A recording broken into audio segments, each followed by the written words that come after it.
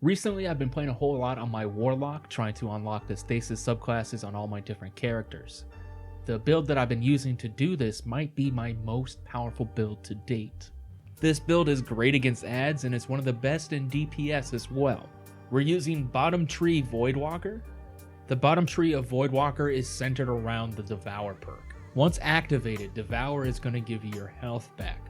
This is going to be our way of staying alive and being able to clear adds with ease.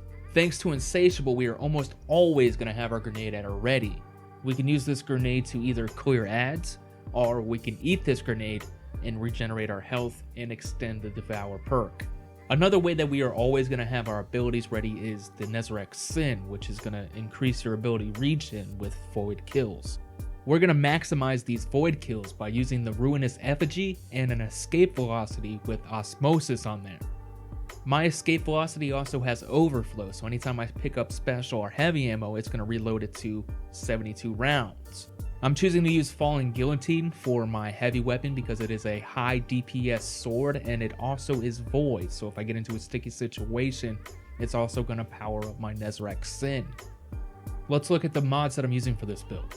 First up, we have Abyssal Charge. Abyssal Charge is one of the two ways that I'm going to be able to become Charged of Light with this build. We also have Berserker equipped. When your super ends, you gain a temporary bonus to weapon damage. When pairing this build with other mods like Ashes to Assets, you're going to be getting your super a whole lot.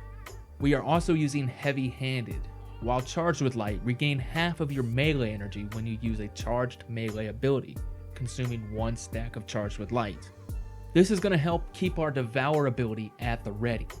Another way we are becoming Charged of Light is with taking charge. Become Charged of Light by picking up Orbs of Power.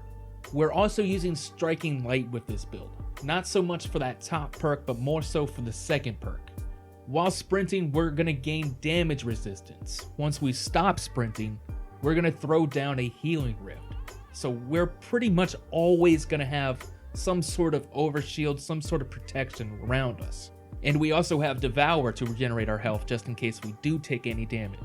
We're also going to be pairing this build up with Reactive Pulse.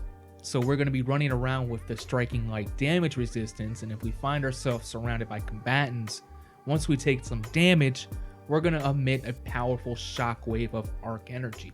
If we're in a rift and we take damage once we're surrounded, boom, Reactive Pulse once again gets activated. This build will definitely work better on a fire team since you're going to be using the Ruinous Effigy. You can kind of pair up the spears for maximum DPS.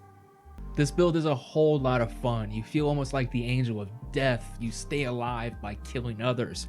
You have magical powers of shooting arc waves out of you. You have damage resistance as you run around.